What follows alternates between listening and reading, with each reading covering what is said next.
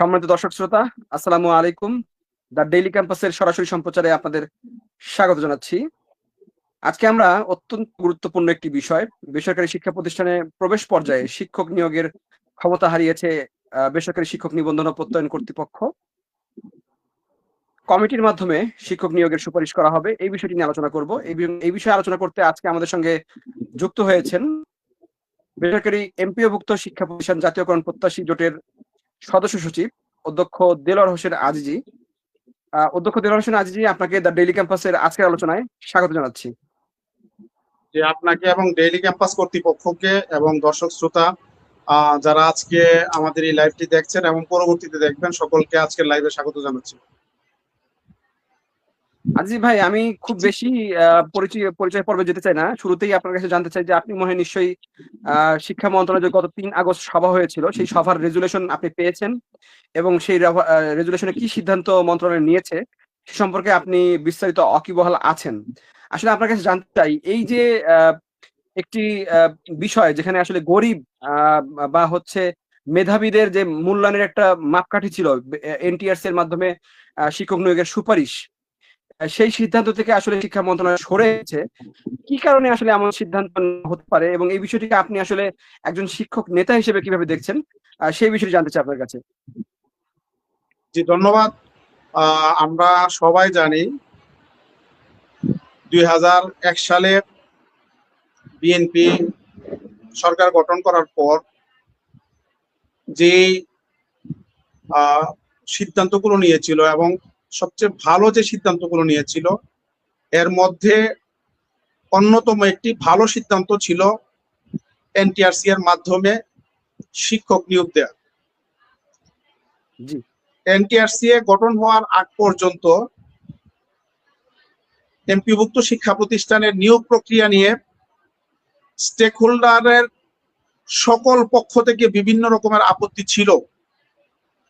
কারণ আমরা জানি ওই সময়ে যাদের শুধুমাত্র একটি সনদ থাকতো, কমিটিতে আত্মীয় স্বজন, তারপরে গভর্নিং বডির সভাপতি আত্মীয় স্বজন হওয়া, বিভিন্ন ভাবে আর্থিক লেনদেনের মাধ্যমে অধিকাংশ জায়গায় নিয়োগ হয়েছে। সেই জায়গা থেকে এই নিয়োগের ব্যাপারে অনেকের আপত্তি ছিল। আমরা যখন শিক্ষকদের দাবি দেওয়া নিয়ে আন্দোলন শুরু করলাম 2017 সাল থেকে, আমাদেরকে এই কথাগুলো বারবার শুনতে হয়েছে যে আপনাদের নিয়োগ প্রক্রিয়া এটা গভর্নিং বডির মাধ্যমে হয়েছে, সঠিকভাবে এগুলোর যাচাই বাছাই হয় নাই, ক্ষেত্র বিশেষ টাকা পয়সার লেনদেনের মাধ্যমে হয়েছে, রাজনৈতিক সদিচ্ছায় অনেক ক্ষেত্রে হয়েছে। সুতরাং আপনারা যেইটুকু পান এটাই আপনাদের জন্য যথেষ্ট, এর বাইরে আপনাদের চাওয়া এটা অযৌক্তিক। এই কথাগুলো আমাদেরকে অনেক জায়গা থেকে শুনতে হয়েছে। আমরা যখন এনটিআরসি এর মাধ্যমে, প্রথমে তো আপনি জানেন যে এনটিআরসি এর মাধ্যমে তখন শুধু আপনার নিবন্ধন সনদ দেওয়া হতো, একটা প্রত্যয়ন দেওয়া হতো এবং ওই প্রত্যয়নের আলোকে গভর্নিং বডি তারা সার্কুলার জারি করতো এবং ওই সার্কুলার আলোকে গভর্নিং বডির নেতৃত্বে নিয়োগ কমিটি হয়ে তাদের মাধ্যমে মূলত শিক্ষক নিয়োগ হতো। আমি প্রথম নিবন্ধনে পরীক্ষা দিয়ে সনদ অর্জন করি এবং এমপিভুক্ত শিক্ষায় আমি যুক্ত হই। তো এনটিআরসি এর মাধ্যমে যখন থেকে সনদ দেওয়া শুরু হয়েছে তখন থেকে তুলনামূলক মেধাবীরা এই শিক্ষকতা পেশা আসা শুরু করেছে। কিন্তু এর আগের নিয়োগগুলোর ব্যাপারে অনেক বিতর্ক আছে সকল স্টেক হোল্ডারদের পক্ষ থেকে। পরবর্তীতে আমরা দেখলাম আওয়ামী গভর্নমেন্ট ক্ষমতায় আসার পরে যেহেতু এই আপনার সিদ্ধান্তটি বা এই উদ্যোগটি অত্যন্ত প্রশংসনীয় ছিল, আওয়ামী সরকার এই উদ্যোগে তারা হাত দেয়নি, বরং তারা এটাকে রিফর্ম করে এনটিআরসি কে আরো শক্তিশালী করেছে এবং 2015 সাল থেকে সরাসরি আপনার নিয়োগ সুপারিশ তারা করেছে। এই ক্ষেত্রে আমরা যারা প্রতিষ্ঠান প্রধান, আমরা এটা নিজে এটা সাক্ষী, এলাকাবাসীও সাক্ষী, অভিভাবক যারা আছেন তারাও সাক্ষী, বলতে গেলে স্টেক হোল্ডার যারা আছেন সবাই এটা সাক্ষী যে এনটিআরসির মাধ্যমে 3টি লেভেল, 3টি আমি বলবো না, 4টি লেভেল উত্তীর্ণ হয়ে তাকে শিক্ষকতা পেশায় আসতে হয়। প্রথমে আপনার এমসিকিউ ফেস করতে হয়, ওখান থেকে একটা বড় অংশ ঝরে যায়। এরপরে রিটেন হয়, ওখান থেকে একটা বড় অংশ ঝরে যায়। এরপরে আপনার ভাইবার পরে আবার পুলিশ ভেরিফিকেশন, 4টি ধাপ পার হয়ে বিসিএস স্টাইলে এমপিওভুক্ত শিক্ষা প্রতিষ্ঠানে নিয়োগ শুরু হলো। এবং আমি আমার প্রতিষ্ঠানে আসার পরে আমি প্রথমবারই 10 জন, এরপরে আরো 3-4 জন আমার এখানে এসেছে। আমি প্রায় 13-14 জনকে আমি নিয়োগ দিয়েছি। আমার গভর্নিং বডির সভাপতি, আমি এবং গভর্নিং বডির অন্য কোনো সদস্য কেউ বলতে পারবে না যে এই নিয়োগের বিনিময়ে আমাদেরকে 1 কাপ চা মানে খাওয়াইয়েছে অথবা আমরা 1 কাপ চায়ের টাকা নিয়েছি তাদের কাছ থেকে। একেবারেই কোনো রকমের, আসলে নেই। আমি শেষ করছি, একেবারেই কোনো রকমের টাকা পয়সা ছাড়া মেধাবীরা এখানে শিক্ষকতা পেশায় এসেছে। এবং আমি যেহেতু আগের যারা নিয়োগ পেয়েছেন তাদের সাথে আমার কাজ করার সুযোগ হয়েছে, আর এনটিআরসির সনদের মাধ্যমে যারা নিয়োগ পেয়েছেন তাদের সাথেও কাজ করার সুযোগ হয়েছে, আবার যারা সুপারিশ নিয়ে এসেছেন সরাসরি তাদের সাথেও কাজ করার সুযোগ হয়েছে। আমি সেই জায়গা থেকে বলতে পারি যারা সুপারিশ পেয়ে এসেছেন তারা তুলনামূলকভাবে মেধাবী এবং তারা তুলনামূলকভাবে প্রতিষ্ঠানে ভালো আপনার টিচিং দিচ্ছে, এটা অস্বীকার করার কোনো সুযোগ নাই এবং এটা কেউ অস্বীকার করবে না। তো আমরা তো এই সরকারের কাছে আমাদের প্রত্যাশা ছিল এই সরকারের হাতে গঠিত এনটিআরসি কে আরো আপডেট করা হবে, এখানে আইনগত যে জটিলতাগুলো আছে এগুলোকে রিফর্ম করে এনটিআরসি কে একটা বিসিএস এর আদলে এটাকে একটা প্রাতিষ্ঠানিক রূপ দেওয়া হবে এবং এর মাধ্যমে সবচেয়ে মেধাবীদেরকে শিক্ষা প্রতিষ্ঠানগুলোতে পদায়নের সুযোগ করা হবে, এটা আমাদের প্রত্যাশা ছিল। আপনারা জানেন মাননীয় প্রধানমন্ত্রী তিনি বলেছেন যে মালয়েশিয়ার একটি আপনার বাক্যকে উনি কোট করেছেন যে যে শিক্ষা হচ্ছে প্রথমে। আমাদের তো প্রত্যাশা সেই জায়গাটি ছিল, কিন্তু আমরা দেখলাম কি যে এখন মানে উল্টো পথে মনে হয় আমাদের শিক্ষা ব্যবস্থাকে নিয়ে যাওয়া হচ্ছে।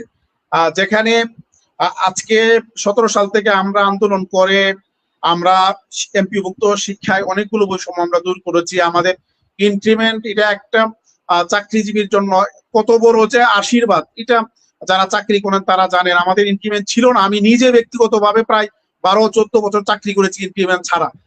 আমরা 18 সালের আন্দোলনের মাধ্যমে ইনক্রিমেন্ট আমরা আদায় করেছি। আমরা বৈশাখী ভাতা আমরা অর্জন করেছি। এইবার আপনারা জানেন, আপনারা নিজেরা সাক্ষী, আমরা উৎসব ভাতা 22 দিনের আন্দোলন করে উৎসব ভাতা অর্জন করেছি। আমরা বাড়ি ভাড়া বাংলাদেশের ইতিহাসে প্রথমবারের মতো এমপিওভুক্ত শিক্ষকরা যারা আসলে কোনোদিন কল্পনা করতে পারে না যে পার্সেন্ট আকারে বাড়ি ভাড়া পাবে, এই অসম্ভবকে আমরা নিজেদের জীবনের ঝুঁকি নিয়ে, চাকরির ঝুঁকি নিয়ে, প্রতিকূল বিভিন্ন পরিস্থিতি মোকাবেলা করে আমরা কিন্তু সরকারের কাছে আদায় করেছি। এবং ইতিমধ্যে 15% বাড়ি ভাড়া আমাদের স্কুল কলেজের শিক্ষকদের অলরেডি এই জুলাই মাসে যুক্ত হয়েছে। আমাদের মাদ্রাসার শিক্ষকদের হিসাবও এই বর্ধিত 15% বাড়ি ভাড়া সহ আগামীকালকে অথবা এর পরের দিন হয়তো আমাদের এটা বেতন আমাদের ছাড় করা হবে, জিও জারি করা হবে। তো এই বৈষম্যগুলো দূর করার কারণে এমপিভুক্ত শিক্ষার প্রতি একটা আকর্ষণ অলরেডি তৈরি হয়েছে মেধাবী শিক্ষার্থীদের।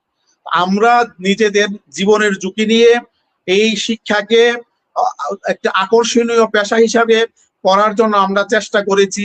আমাদের প্রত্যাশা ছিল এই যে আকর্ষণ তৈরি হয়েছে এটাকে আরো আপগ্রেড করবে সরকার, আরো আকর্ষণীয় করে, আরো লোভনীয় করবে এবং সবচেয়ে মেধাবী যারা আছে তাদেরকে শিক্ষকতা পেশায় নিয়ে আসবে। কিন্তু আমরা কি দেখলাম, আজকে মাননীয় প্রধানমন্ত্রীকে আমরা যেটুকু শুনেছি ওনাকে বিভ্রান্ত করা হয়েছে, মিসগাইডেড করা হয়েছে, মিসগাইডেড করে মাননীয় শিক্ষামন্ত্রীর উপর প্রেসার ক্রিয়েট করা হয়েছে যাতে এই নিয়োগ আবার কমিটির হাতে ফিরিয়ে দেওয়া হয়। এবং এই নিয়োগ কমিটির হাতে ফিরিয়ে দিলে যে কাজটা হবে, এই যে মেধাবীদের আসার একটা আপনার প্রবণতা শুরু হয়েছিল এটা অ্যাবসলিউটলি বন্ধ হয়ে যাবে। কারণ মেধাবীরা টাকা পয়সা দিয়ে 10 লাখ 15 লাখ 20 লাখ টাকা দিয়ে তারা এই শিক্ষকতা পেশায় তারা আসবে না, তারা হয়তো অন্য চাকরির জন্য ট্রাই করবে।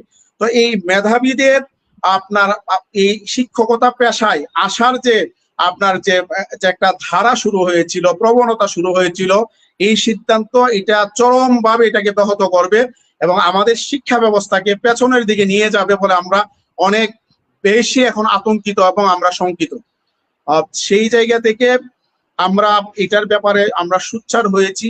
আমরা এমপিভুক্ত শিক্ষা জাতীয়করণ প্রত্যাশী জোটের পক্ষ থেকে আমরা জানার পরপরই আমরা আমরা আহ্বান জানিয়েছি এটা প্রত্যাহার করার জন্য। শিক্ষকরা সোশ্যাল মিডিয়ায় ব্যাপকভাবে লেখালেখি করছেন, বিভিন্ন রাজনৈতিক দলের নেতৃবৃন্দ এবং বিভিন্ন শিক্ষক ছাত্র সংগঠন তারাও দেখেছি বিভিন্ন ভাবে তারা এটাকে বিবৃতি দিয়ে কর্মসূচি পালনের মাধ্যমে তারা বিরোধিতা শুরু করেছেন। তো আমরা আজকে এটুকু বলতে চাই, যদি আপনার এই সিদ্ধান্ত যদি কার্যকর হয় তাহলে বাংলাদেশের এমপিভুক্ত শিক্ষা ব্যবস্থায় এই যে আপনার শেষ পের একটা মেরে দেওয়া হবে এবং এটাকে একেবারেই শিক্ষা ব্যবস্থাকে অচল করে দেওয়া হবে। এই জায়গা থেকে আমাদের উদ্বেগের জায়গাটা এখানে আমাদের এবং আমাদের যে শঙ্কিত হওয়ার জায়গাটা এটা আমরা মনে করি এখানে যারা এই নিয়োগটিকে কমিটির হাতে নিতে চান তাদের উদ্দেশ্য ভালো না। আমরা তো সরকারের কাছে নিয়োগ তুলে দিতে চাই, আমরা সরকারি ব্যবস্থাপনায় নিয়োগ চাই, আমরা সরকারের তত্ত্বাবধানে নিয়োগ চাই। সুতরাং আমরা তো সরকারের পক্ষে কাজ করছি, আর যারা এটাকে কমিটির হাতে নিয়ে নিয়োগ বাণিজ্য করে শত শত কোটি টাকা দুর্নীতি করতে চায় তাদের উদ্দেশ্য তো হচ্ছে সরকারকে বেকায়দায় ফেলা। আগামী দিনে এইটা একটা বড় ইস্যু হয়ে উঠবে আগামী দিনের রাজনীতিতে আমি মনে করি। এজন্য যত দ্রুত সম্ভব এই সিদ্ধান্ত প্রত্যাহারের জোর দাবি জানাচ্ছি। ধন্যবাদ অধ্যক্ষ আজিজি। আমি একটু আপনার সাথে অ্যাড করতে চাই। আপনি শিক্ষামন্ত্রী ডক্টর মিলনের কথা বললেন যে তিনি আসলে তাকে চাপ দিয়ে এমন সিদ্ধান্ত নেয় বাধ্য করা হয়েছে। আমি যদি ভুল না হয়ে থাকি শিক্ষামন্ত্রী ডক্টর মিলন 2005 সালে যখন বিএনপি সরকার ক্ষমতা ছিল তখন তিনি প্রতিমন্ত্রীর দায়িত্ব পালন করেছিলেন শিক্ষা মন্ত্রণালয়ের। তার হাত ধরেই মূলত এনটিআরসি এর প্রতিষ্ঠা হয়েছিল। তিনি এনটিআরসি এর যাবতীয় বিষয় আসলে জানেন। তো আসলে যে ব্যক্তিটির মাধ্যমে এনটিআরসি প্রতিষ্ঠা হয়েছে, যে ব্যক্তি এনটিআরসি এর খুঁটিনাটি সবকিছুই জানেন, সেই ব্যক্তি আসলে কোনো একটা পক্ষের চাপে বা কারো চাপে হচ্ছে এরকম সিদ্ধান্ত নেবেন, এটি আসলে অনেকে বিশ্বাস করতে চাচ্ছেন না বা মানতে চাচ্ছেন না। আপনি যদি সভার রেজুলেশনটি পড়ে দেখে থাকেন সেখানে আমি যেটি দেখেছি যে সভায় হচ্ছে কার্যবিবরণীতে আলোচনা সূচিতে যেটি বলা হয়েছে যে শিক্ষামন্ত্রী ডক্টর মিলন তিনি আসলে বলেছেন যে এনটিআরসি যখন থেকে শিক্ষক নিয়োগের সুপারিশ করছে তখন থেকে আসলে নানা রকম জটিলতা সৃষ্টি হয়েছে। শিক্ষকদের দূর দূরান্তে চাকরি করতে হচ্ছে নিজ বাড়ি থেকে। এটি আসলে যৌক্তিক। তবে তিনি যে যুক্তি বা যে বিষয়টি দেখিয়ে যে তিনি বলছেন যে এটি আসলে আগের মতো কমিটির মাধ্যমে নিয়োগ দেবে, এটি আসলে অনেক শিক্ষক বিশ্বাস করতে চাচ্ছেন না। আপনার কাছে আসলে কি মনে হয়? আসলে কি শিক্ষামন্ত্রীকে চাপ প্রয়োগ করে এমন সিদ্ধান্ত নেওয়ানো সম্ভব অধ্যক্ষ আজিজি? দেখেন, এখানে শিক্ষামন্ত্রীকে চাপ তৈরি করা হয়েছে এজন্য আমরা মনে করছি, কারণ আপনার প্রতিষ্ঠান প্রধান সহকারী প্রধানের যে নিয়োগটি ইন্টারিম গভর্নমেন্ট শুরু করেছিল আপনি জানেন। আমি একটু বলতে চাই পেছন থেকে, ইন্টারিম গভর্নমেন্টের সময় যখন ডক্টর ওয়াহিদুদ্দিন মাহমুদ স্যার শিক্ষা উপদেষ্টা দায়িত্বে ছিলেন আমরা তার সাথে 2 দফা মিটিং করেছি। একবার আমরা 40 মিনিট মিটিং করেছি, এরপরে 10 মিনিট আমরা মিটিং করেছি তার সাথে। আমরাই মূলত ওনাকে এনকারেজ করেছি এই নিয়োগটা সরকারের হাতে নেওয়ার জন্য। আমরা বলছি যে এন্ট্রি লেভেলের যে নিয়োগটা সরকারের হাতে নেওয়া হয়েছে এর ফলে কিন্তু ভালো শিক্ষকরা এখন আসছে, মেধাবীরা আসছে। সুতরাং বাকি যেটুকু আছে কমিটির হাতে আপনারা পুরাটা নিয়ে নিন।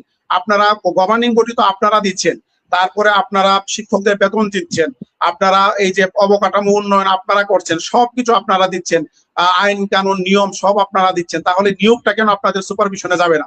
উনি আমাদেরকে বলছিলেন যে এটা তো আসলে দিলে ওইটা ধরে রাখা যাবে না। আমরা ওনাকে বলছিলাম যে আপনি এটা করে যান, আমরা আমাদের সর্বশক্তি দিয়ে চেষ্টা করবো এটাকে কন্টিনিউ করার জন্য। আপনি জানেন ওই সময় ইন্টারিম গভর্নমেন্টের সময় আপনার একটা ওনার একটা সার্কুলারও আপনার দিয়েছিল ওই ইয়ের আলোকে, আপনার এই প্রজ্ঞাপনের আলোকে, যে প্রতিষ্ঠান প্রধান সহকারী প্রধান ওনারা নিয়োগ দেবেন এনটিআরসি এর মাধ্যমে। পরবর্তীতে সময় স্বল্পতার কারণে ওনারা কিন্তু পরীক্ষাটা নিতে পারেননি। এই গভর্নমেন্ট আসার পরে অনেক ষড়যন্ত্র হয়েছে এটা নেওয়ার জন্য আমরা শুনেছি। পরবর্তীতে আমরাও হুমকি দিয়ে রেখেছি যে যদি প্রতিষ্ঠান প্রধান এবং সহকারী প্রধান এটা যদি কমিটির হাতে নেওয়া হয়, যেদিন থেকে নেওয়া হবে এর পরের দিন থেকে আমরা আন্দোলনে যাব, আমরা এই ঘোষণা দিয়েছিলাম। তো ফলে আমরা দেখেছি মাননীয় মন্ত্রী তিনি কিন্তু পরীক্ষাটার ব্যবস্থা করেছেন এবং প্রতিষ্ঠান প্রধান সহকারী প্রধান পরীক্ষাটা অত্যন্ত স্বচ্ছভাবে হয়েছে। উনি নিজে ব্যক্তিগতভাবে পরীক্ষা কেন্দ্র উনি ভিজিট করেছেন পরীক্ষার দিন এবং এটা সবার কাছে সমাদৃত হয়েছে, রেজাল্ট হয়েছে। কিন্তু রেজাল্টের পরে দেখা গেল আপনার এই রেজাল্টটা পাবলিশ হওয়ার পর আর ভাইবা পরীক্ষা নিচ্ছেন। আমি একটি অনুষ্ঠানে ওনার দৃষ্টি আকর্ষণ করেছিলাম, তিনি আমাকে বলেছিলেন যে আমরা 2 সপ্তাহের মধ্যে আমরা ভাইবা নেওয়ার ব্যাপারে আমরা একটা চূড়ান্ত সিদ্ধান্ত নিব, কিন্তু আজকে 2 সপ্তাহ মনে হয় প্রায় 1.5 মাস 2 মাস হয়ে গেছে, এখন পর্যন্ত সিদ্ধান্ত নেয়নি। তো এখান থেকে বোঝা যায় যে ওনার আসলে একটা সদিচ্ছা ছিল। কিন্তু রিসেন্টলি যে ছাত্র আন্দোলন হয়েছে আপনার এই যে কুমিল্লার আপনার পরীক্ষা এইচএসসি পরীক্ষাকে কেন্দ্র করে এবং ওনার যে একটি আপনার একটা অযাচিত মন্তব্যকে কেন্দ্র করে আপনার যে শিক্ষক বা আপনার যে আন্দোলনটি হয়েছে শিক্ষার্থীদের, এই আন্দোলনের ফলে উনি মনে হয় কিছুটা আপনার বশ্যতা স্বীকার করেছেন, কিছুটা চাপ ওনার উপর প্রয়োগ করা হয়েছে, এবং এই চাপের কাছে আমার কাছে মনে হয় কিছুটা তিনি নতি স্বীকার করেছেন। কারণ আমি গতকালকে একটা পোস্ট দিয়েছিলাম যে যে এনটিআরসি আপনারা গঠন করে নন্দিত হয়েছিলেন, সেই এনটিআরসি আজকে এটাকে নখ দন্তহীন ভাগে রূপান্তর করে আপনারা নিন্দিত হবে এবং এর খেসারত আপনাদেরকে দিতে হবে। তো যিনি এটা গঠন করেছেন এবং এটাকে সবাই অ্যাপ্রিসিয়েট করেছে, উনি নিজে এটাকে আপনার এটার আপনার কার্যকারিতা নষ্ট করবেন, এটাকে আপনার এটা যাতে ফাংশন করতে না পারে উনি এই সিদ্ধান্ত নেবেন, এটা আসলে আমরা বিশ্বাস করি না। চমৎকার আলোচনা অধ্যক্ষ আজিজি, আপনাকে অসংখ্য ধন্যবাদ। একটু আপনার কাছে আরেকটি বিষয় জানতে চাই। সেটি হচ্ছে আমরা এই যে এনটিআরসি এর যে নিয়োগ কার্যক্রম বা নিয়োগ সুপারিশের কার্যক্রম, সেটিকে আমরা তরুণ চাকরি প্রার্থীদেরকে বলতে দেখি যে এটি হচ্ছে গরিবের বিসিএস। অর্থাৎ যাদের বিসিএস হয় না, কিংবা সেই তরুণ যে হচ্ছে কার কোনো কোথাও চাকরি-টাকরি হচ্ছে না কিন্তু সে মেধাবী।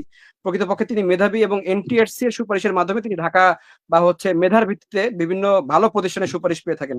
এই যে তরুণ চাকরি প্রার্থীদের রিজিকে, আমি বলবো এটি কি রিজিকে একটা হাত দেওয়ার যে পায়তারা, এর মাধ্যমে আসলে বিএনপি সরকারকে কোনোভাবে একটি পক্ষ বিতর্কিত করতে চাচ্ছে কিনা? আপনার কাছে কি মনে হয় অধ্যক্ষ আজিজি? দেখেন আপনার আমি তো বলছি একটু আগে আপনাকে, আমার হাতে প্রায় 13 থেকে 14 জনকে আমি নিয়োগ দিয়েছি এনটিআরসি এর। ওনাদের আমরা তো শুধু নিয়োগ দেই নাই, ওনাদের এমপিও পর্যন্ত করার দায়িত্ব আমি নিজে কাগজ রেডি করে আমার সভাপতির স্বাক্ষর, আমার সভাপতি ডিসি, আমি নিজে গিয়ে স্বাক্ষর এনে দিয়েছি এবং এমপিও করার হওয়া পর্যন্ত সব আমি নিজে দায়িত্ব পালন করে দিয়েছি। ওনাদেরকে আপনি জিজ্ঞেস করে দেখবেন, খোঁজ নিয়ে দেখবেন যে আমাকে 1টি টাকা ওনারা দিয়েছে কিনা। 1টি টাকা ওনারা দিতে হয় নাই, অর্থাৎ একেবারে বিনা টাকায় এমপিও ভুক্ত পর্যন্ত আমরা তাদেরকে করে দিয়েছি। এই জায়গাটা তো বন্ধ হয়ে যাবে। এখন আপনি যারা দেখেন, আমরা তো দাবি দেওয়া নিয়ে আমরা কাজ করি আপনারা জানেন, কিন্তু এখানে তো আসলে আমাদের দাবি দেওয়ার কোনো বিষয় না। এনটিআরসি নিয়োগ দিলেও এখানে কিন্তু আমার 5 টাকা মনে করেন আমার লাভ হবে না, আর কমিটি যদি আপনার নিয়োগ দেয় আমার কিন্তু 5 টাকা লস হবে না। কিন্তু আমরা তো শিক্ষক হিসাবে শুধু আমাদের দাবি দেওয়া নিয়ে আমরা কাজ করতে চাই না, আমরা দেশের সচেতন নাগরিক হিসাবে শিক্ষার আপনার যে ভালো মন্দ এগুলো নিয়ে চিন্তা ভাবনা করা, এগুলোর ব্যাপারে আপনার ভয়েস রেজ করা একজন সচেতন শিক্ষক হিসাবে আমার দায়িত্ব এবং কর্তব্য। সুতরাং আজকের যে সিচুয়েশন তৈরি হয়েছে, যার ফলে আমরা হয়তো আন্দোলনের ঘোষণা আমরা দেব, এই আন্দোলন কিন্তু আমাদের জন্য না, এই আন্দোলন বাংলাদেশের শিক্ষাকে অশুভ শক্তির হাত থেকে রক্ষার আন্দোলন। এই আন্দোলন মেধাবীদের শিক্ষকতা পেশায় আসার আন্দোলন। এই আন্দোলন মেধাবীদের বিনা পয়সায় শিক্ষকতা পেশায় আসার আন্দোলন। সুতরাং এটা আমাদের আন্দোলন না, এটা হচ্ছে জাতির বৃহৎ স্বার্থে, জাতির কল্যাণের আন্দোলন। এবং শিক্ষার্থী, মেধাবী শিক্ষার্থী আগামী দিনে যারা শিক্ষকতা পেশায় আসবেন তাদের জন্য সুন্দর একটি পথ সুগম করার আন্দোলন। এটা আমাদের আসলে আন্দোলন না। এখন যারা চক্রান্ত করে মাননীয় প্রধানমন্ত্রীকে মিসগাইডেড করেছেন, তাদের সন্তানরা আসলে বাংলাদেশে পড়াশোনা করে কিনা আমার সন্দেহ আছে। আপনারা জানেন ওনাদের সন্তানরা আসলে বিদেশে পড়াশোনা করে, আর বাংলাদেশে থাকলেও ইংলিশ মিডিয়াম স্কুলগুলোতে তারা পড়ায়, ওনারা এমপিভুক্ত শিক্ষা প্রতিষ্ঠানে পড়ান না। সুতরাং এমপিভুক্ত শিক্ষা প্রতিষ্ঠানে যদি আপনার অযোগ্য, অপদার্থ, অথর্ব শিক্ষক যদি আসে, শিক্ষার যদি 12টা বাজে, ওনাদের তো কোনো সমস্যা নাই, কারণ ওনাদের সন্তানরা তো এখানে পড়াশোনা করে না। আমাদের সন্তানরা এই প্রতিষ্ঠানগুলোতে পড়াশোনা করে, আমরা নিজেরা যেমন চাকরি করে, যেমন আমার 2 মেয়ে আমার শিক্ষা প্রতিষ্ঠানে পড়াশোনা করে। সুতরাং আমি নিজে এখানে আমার রিজিকের ব্যবস্থা হয়, আমার পরিবারের রিজিকের ব্যবস্থা এই প্রতিষ্ঠান থেকে, আমার সন্তান এখানে পড়াশোনা করে। সুতরাং এই প্রতিষ্ঠানের প্রতি আমাদের দরদ একেবারে হৃদয় থেকে। তো আমাদের যেহেতু আমার সন্তানরা যেহেতু পড়াশোনা করে, আমার সন্তান যাতে ভালো শিক্ষক পায়, ভালো শিক্ষকের কাছ থেকে টিচিং নিতে পারে, এই জন্য এটা আমাদের দায়িত্ব এবং কর্তব্য হয়ে গেছে, এটার জন্য আমাদের ভয়েস রেজ করা। সেই জায়গা থেকে আমরা আন্দোলন করছি। এখন যারা এই দেশ থেকে বিগত আমরা সময় দেখেছি বিভিন্ন ভাবে মনে করেন টাকা কামিয়ে বিদেশে আপনার কানাডার বেগম পাড়ায় বাড়ি করেছে, দেশের হাজার হাজার কোটি টাকা লুপাট করেছে। কিছুদিন আগে আমাদের বাংলাদেশ ব্যাংকের গভর্নর মহোদয় তিনি বলেছেন যে ব্যাংকের 1/3 টাকা দেশ থেকে লুট করা হয়েছে। তা এটা কারা করেছে এটা আপনারা জানেন, আমার বলার কিছু নাই। তো যারা ওই সময় লুট করেছে, এখন এমপিওভুক্ত শিক্ষাকে জিম্মি করে আবার হাজার হাজার কোটি টাকা লুট করার চক্রান্ত শুরু হয়েছে। এই চক্রান্ত যদি অব্যাহত থাকে, আগামী দিনে এর খেসারত বাংলাদেশের শিক্ষাকে দিতে হবে। বাংলাদেশের অভিভাবকদেরকে দিতে হবে, শিক্ষার্থীদেরকে দিতে হবে, শিক্ষকদেরকে দিতে হবে, দেশকে দিতে হবে, সর্বোপরি বর্তমান সরকারকে দিতে হবে। অসংখ্য ধন্যবাদ আজিজি ভাই। আমি শেষ করতে চাই। তবে আপনি যে আন্দোলনের কথা বলছিলেন, সেই আন্দোলনটি আসলে আপনারা কবে থেকে শুরু করবেন? কি ধরনের আন্দোলন হবে? সে সম্পর্কে একটু জানতে চাই। অধ্যক্ষ আজিজি। জি, ধন্যবাদ। আমরা তো আসলে আগে থেকে বলে রেখেছি বিষয়টা, আজকের বিষয় না এটা। আমরা কিছুদিন আগে জাতীয় প্রেস ক্লাবে জি। প্রোগ্রাম করি, ওখানেও আমরা বলেছি বিষয়টা। তো আমরা আসলে যারা এমপি মুক্ত শিক্ষা জাতীয়করণ প্রত্যাশী জোটে আমরা কাজ করি, আমরা আসলে আমাদের চাকরি নিয়েও আমরা ওইভাবে চিন্তিত না, আমাদের জীবন নিয়েও আমরা চিন্তিত না। আমরা আসলে আমাদের জীবন, আমাদের চাকরিকে 6 লক্ষাধিক শিক্ষক কর্মচারীদের জন্য এবং বাংলাদেশের শিক্ষা ব্যবস্থার জন্য ইতিমধ্যে আমরা বাজি রেখেছি। আপনারা জানেন যে শহীদ মিনারের যে আন্দোলনের কি সংকটময় সময়ে আমরা জীবনের ঝুঁকি নিয়ে আন্দোলনটি করেছি, এবং সকল চাপ, রক্তচক্ষু, ভয় ভীতি উপেক্ষা করে আমরা কিন্তু আন্দোলন সফল করে আমরা ঘরে ফিরেছি। আমরা যেহেতু আমাদের চাকরি জীবনকে বাজি রেখেছি, এবং এই আন্দোলনের ফলে আমাকে কত ভাবে যে আপনার হয়রানি করা হচ্ছে, এগুলো আসলে আমি এখানে আসলে বলতে পারবো না। জাতীয় পর্যায় থেকে আমাকে হয়রানি করা হচ্ছে, বিভিন্ন ভাবে আমাকে হয়রানি করা হচ্ছে। এগুলো মোকাবেলা করে আমি এখন পর্যন্ত কাজ করছি এবং কাজ করে যাবো ইনশাল্লাহ। কারণ শিক্ষকদের অধিকার নিয়ে কাজ করা এটা আমাদের রক্তের সাথে মিশে গেছে। আমাদেরকে অনেকে পাগল বলে যে এদেরকে কি আর কোনো কাজকর্ম নাই। তো আমরা সুতরাং আমাদেরকে কোনো ভয় ভীতি দেখিয়ে, আমাদেরকে আপনার রক্তচক্ষু দেখিয়ে, আমাদের চাকরির ভয় দেখিয়ে এগুলো আমাদেরকে লাভ নাই। কারণ হচ্ছে কি, আমি ব্যক্তিগতভাবে বিশ্বাস করি আমার রিজিকের দায়িত্ব আসলে আমার না। আমাকে কিভাবে খাওয়াবেন, কি খাওয়াবেন, কতদিন চাকরি করাবেন, এগুলো তো আসলে আমার ফয়সালা না, এগুলো উপর থেকে হয় ফয়সালা। আমি একটা হাদিস আপনাকে বলি, হাদিসের মধ্যে আসছে ইন্না রিজকা লা ইয়াতলুবুল আবদা কামা ইয়াতলুবু হাজালু। নবীজি বলছেন যে মানুষকে মৃত্যু যেরকম ভাবে খুঁজে, রিজিক তাকে ওইভাবে খুঁজে। সুতরাং আমার রিজিক আল্লাহ তাআলা আকাশ থেকে যেভাবে ফয়সালা করে রেখেছেন ওইভাবে হবে। সুতরাং আমার রিজিকের ভয়টা আমার না, এই দায়িত্বটা আমার না। সুতরাং আমাকে আমার যারা সহপাঠী আছেন বা আমার সহকর্মী আছেন, যারা আমার সাথে নিবেদিত প্রাণ হয়ে শিক্ষকদের জন্য জীবন বাজি রেখে, চাকরি বাজি রেখে কাজ করেন, তাদেরকে ভয় দেখায় কোনো লাভ নেই। আমরা ইতিমধ্যে আজকে রাতে আমরা জাতীয়করণ প্রত্যাশী জোটের কেন্দ্রীয় আহ্বায়ক কমিটির মিটিং ডেকেছি। ওখানকার সদস্য হচ্ছে আমাদের জোটভুক্ত সংগঠনের সভাপতি, সেক্রেটারি। আমরা আলোচনা করে আমরা সিদ্ধান্ত নিব কি ধরনের কর্মসূচি আমরা দেব। এই মুহূর্তে আসলে যেহেতু জোটের সিদ্ধান্তের ব্যাপার, আমি এককভাবে কোনো কর্মসূচির ব্যাপারে আমি কোনো এখন ঘোষণা দিতে চাই না। তবে আমাদের কর্মসূচি আসছে, এটা মোটামুটি আপনি নিশ্চিতভাবে বলতে পারেন রাতের মধ্যে আমরা কর্মসূচি ঘোষণা করব। আমরা আমাদের জীবন বাজি রেখে এবং আমাদের চাকরি বাজি রেখে হলেও অশুভ শক্তির হাত থেকে বাংলাদেশের এমপিওভুক্ত শিক্ষাকে আমরা রক্ষা করব। আমাদের এমপিওভুক্ত শিক্ষক বন্ধুরা যারা আছেন, আপনাদেরকে আমরা পাশে চাই। অতীতে আপনাদেরকে পাশে পেয়েছি, আগামী দিনেও আমরা আপনাদেরকে পাশে চাই।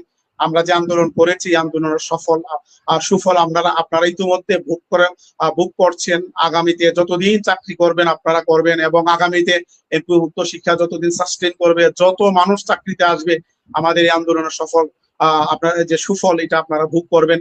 তো আমরা শুধু এটুকু বলতে চাই আজকে লাইভের মাধ্যমে, জাতীয়করণ প্রত্যাশী জোট যেহেতু নন পলিটিক্যাল জায়গা থেকে কাজ করে, কোনো রাজনৈতিক দলে লেজর ভিত্তি করে না, শুধুমাত্র শিক্ষকদের দাবি দেওয়া এবং শিক্ষার উন্নয়ন নিয়ে কাজ করে।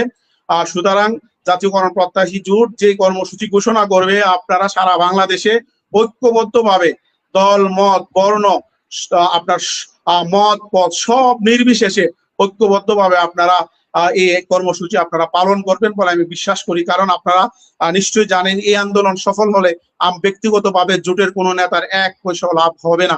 সুতরাং এটা আমাদের শিক্ষাকে রক্ষা করার আন্দোলন অশুভ শক্তির হাত থেকে।